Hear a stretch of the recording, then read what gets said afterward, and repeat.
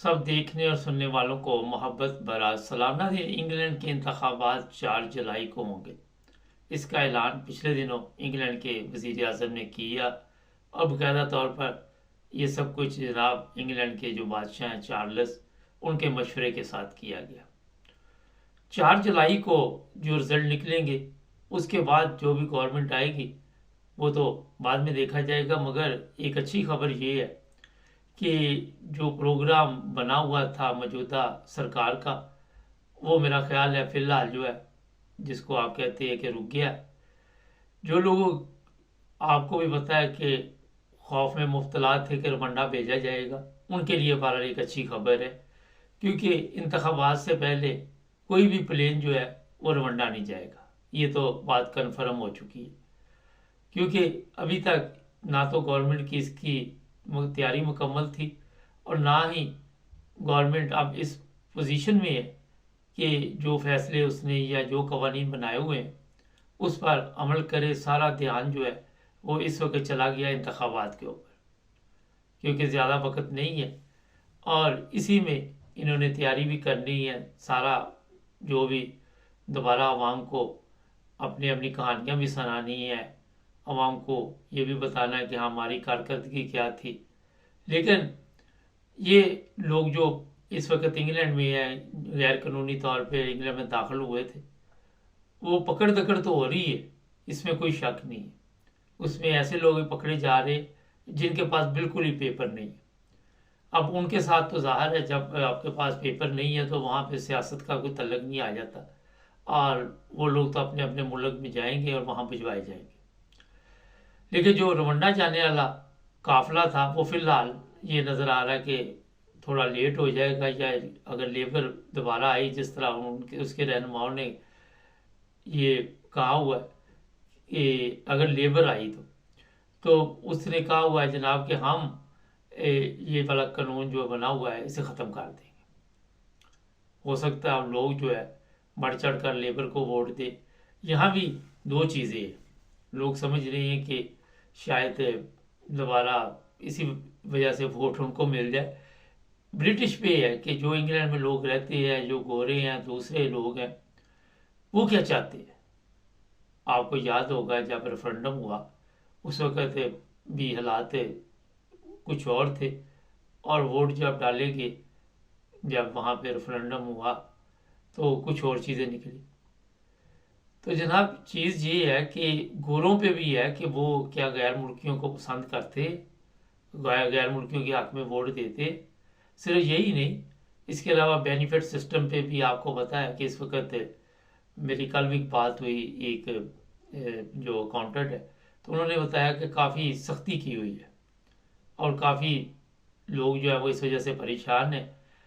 अगर एक साल में ऐसी ऐसी तब्दीली की गई है कि एक साल के अंदर अंदर आपने काम ढूंढना, वरना आपका बेनिफिट बंद हो जाएगा। इस तरह की चीज़ें मुतारफ़ करवाई जा रही हैं। एक सवाल भी आया था कि क्या जो पेंशन क्रेडिट लेते हैं, मैंने किसी में वो भी जवाब दे देते हैं प्रोग्राम में, क्या वो अपने मुल्क से बाहर जाकर, इंग्लैंड से बाहर जाकर कहीं रह सकते हैं, मसलन पाकिस्तान जाकर रह सकते हैं और उनको पेंशन क्रेडिट मिलती रहेगी। 28 दिन तक आप मुल्क से बाहर रह सकते हैं।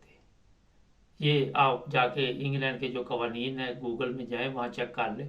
28 दिन से ज़्यादा आप रहेंगे तो वो चाबी गंवा देंगे। आपके जो ये वो पेंशन क्रेडिट है वो बंद हो जाएगा, फिर नई एप्लीकेशन आके आपको डालनी पड़ेगी और नए सिरे से वो खप खपिया करना पड़ेगा। अच्छा, अब जनाब जो रवंडा जाने वाले तो वो तो गए लोग, मगर जो इंग्लैंड में लोग हैं उनके लिए आज भी वही मुश्किलात है। और मुश्किलात है जो हर चीज़ में हम समझते हैं कि इंग्लैंड की गवर्नमेंट का कोई कसूर है, पता नहीं इंग्लैंड के जो कवानीन है उसका कसूर है। पिछले हफ्ते में एक प्रोग्राम देख रहा था, 11 फैक्ट्रियों पे छापा लगा। कोई केक की फैक्ट्री थी, कोई थी, और वहाँ पे, सॉरी, एक फैक्ट्री पे छापा मारा उन्होंने तो 11 इंडियन वहाँ से पकड़े।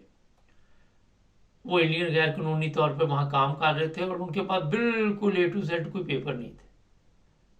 तो जहाँ गैर कानूनी काम चल रहे हों इस तरह के, और फिर वहाँ पे कहना ये गवर्नमेंट का कसूर है, ये इंग्लैंड का कसूर है, ये मेरा मुनासिब नहीं है। सबसे पहले तो एक बुनियादी चीज़ है कि वहाँ पर रेजिडेंट परमिट आपको जो चाहिए वो ही नहीं आपके पास, और फिर अगर वो ही नहीं है, फिर आप चोरी काम कर रहे हैं, फिर वो फैक्ट्री के मालिक को अगर 11 बंदे वहाँ से पकड़े गए, उसने मुझे लग रहा सारे के सारे गैर कानूनी, और 11 बंदों का जो टैक्स था वो भी आपको पता है कि बचाया जा रहा था, तनख्वाहें भी दी जा रही थी, और फिर इस तरह की फैक्ट्री शायद वो सील कर दे या जो भी कायदे कानून है उसके मुताबिक चलते हैं। तो हर चीज़ हम कह देते हैं जनाब ये इंग्लैंड के हालात इतने ख़राब हैं, यहाँ सोशल मीडिया पे बड़ा शोर डाला हुआ, 2-4 बंदे हैं, उनका काम ही ये है सारा दिन। अभी इतने ख़राब है तो बाबा आपको किसी ने दावत दी है कि आप यहाँ आके रहे? किसी ने आपको इनवाइट किया था कि पाकिस्तान से आप आए हैं और यहाँ आके रहें, टैक्सी चलाएं या जो मर्जी करें? अपनी मर्जी से आप आए हैं ना। आप 18 साल से ऊपर हैं, आपको पता लग रहा है ये हालात ठीक नहीं तो आप पाकिस्तान चले जाएं। तो मकसद ये है कि प्रोग्राम चलाने के लिए कोई कोई ड्रामा करता है, कोई कोई करता है। तो मेरा ख्याल सच और हकीकत पे बात करनी चाहिए, जो भी चीज़ें हों लोगों के सामने सच और हकीकत पे सामने लाएं ताकि लोगों का फ़ायदा हो। कोई NHS की दवाई दे रहा है, NHS ठीक नहीं इंग्लैंड का, मेडिकल सिस्टम ठीक है, अगर अपने मुल्क में आपके ठीक है तो वहाँ जाके इलाज करवा लें। एक सादा सा सवाल है। अब जो उनके पास है वो तो दे रही है। यूरोप का मेरा ख्याल ये इंग्लैंड बाहर मुल्क है जहाँ पे कोई इंश्योरेंस नहीं है, फ्री में NHS चलता है। अब फ्री में तो इसी तरह के काम होंगे ना, ज़ाहिर है डॉक्टर काम होंगे, नर्सें काम होंगी, उनका स्टाफ काम होगा, और उसी के साथ आपको फिर क्यू में लगना पड़ेगा। ज़्यादा प्रॉब्लम है तो आप प्राइवेट इंश्योरेंस कराएं किसी यूरोप के मुल्क की, वहाँ पे जाके करवा लें इलाज। तो हर चीज़ जो है उसको जनाब ये नहीं कि इंग्लैंड की गवर्नमेंट का कसूर है, ये महंगाई क्यों हुई, जब वहाँ पे टैक्सेस वगैरह ये वो सब मुकम्मल नहीं जाने, चोरी काम आपने देना फैक्ट्री हो कि एक की, और 11 बंदे आपने चोरी के रखे हो वहाँ पे, तो फिर वहाँ पे नुकसान तो गवर्नमेंट को होगा। अब वो नुकसान पूरा गवर्नमेंट ने कहाँ से करना है, कुछ जेब से तो नहीं ला के देना वज़ीर आज़म ने, वो दूसरे लोगों के ऊपर बोझ पड़ेगा। तो सियासी पनाह वाले जो केस है वो भी अपनी जगह इंग्लैंड वाले ठीक है कि जनाब रोज़ाना 500-700 लोग आ जाते हैं, हम कहाँ से संभालें, कहाँ रखें, होटलों में रखा हुआ है, बड़े महंगे होटल है, और सारी जाके फिर शाम को दिहाड़ी भी लगाते हैं, ये भी एक प्रॉब्लम है। तो हालात जो रवंडा वाले वो तो टल गए, मगर कोई भी गवर्नमेंट आई जब तक उसने कुछ ऐसे फैसले ना किए जिसकी वजह से इंग्लैंड के हालात बेहतर हो। इंग्लैंड में जो महंगाई है वो बहुत ज़्यादा होने की वजह भी यही है कि इंग्लैंड को पहले तो यूरोप से चीज़ें मिल जाती थी, अब दूर दराज चाइना माइना से मंगवानी पड़ती है, कई ममालिक के साथ इन्होंने कॉन्ट्रैक्ट किए हैं, तो उसी वजह से ये चीज़ें महंगी हुई है।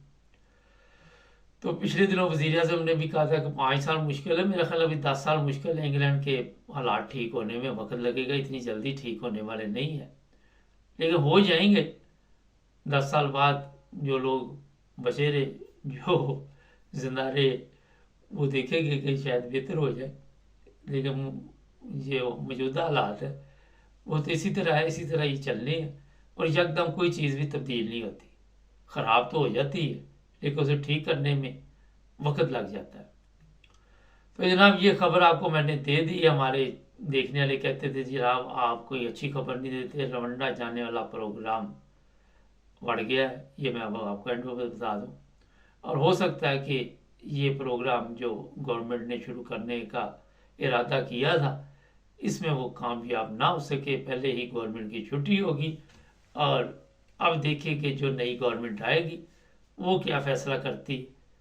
तो आराम से अब बैठे, सुकून से बैठे, जिन लोगों को पकड़ा हुआ है, ये जो लोग इन्होंने पकड़े हैं उनके साथ क्या सलूक होगा उनको उधर ही रखेंगे, ये अगला जो भी गवर्नमेंट का प्रोग्राम होगा उसके मुताबिक चलेंगे। ना नहीं कई पाकिस्तानी कई ममालिक में पकड़ेंगे, इस पर भी एक प्रोग्राम करेंगे। हमारे चैनल को सब्सक्राइब करें, जुड़े रहें हमारे साथ।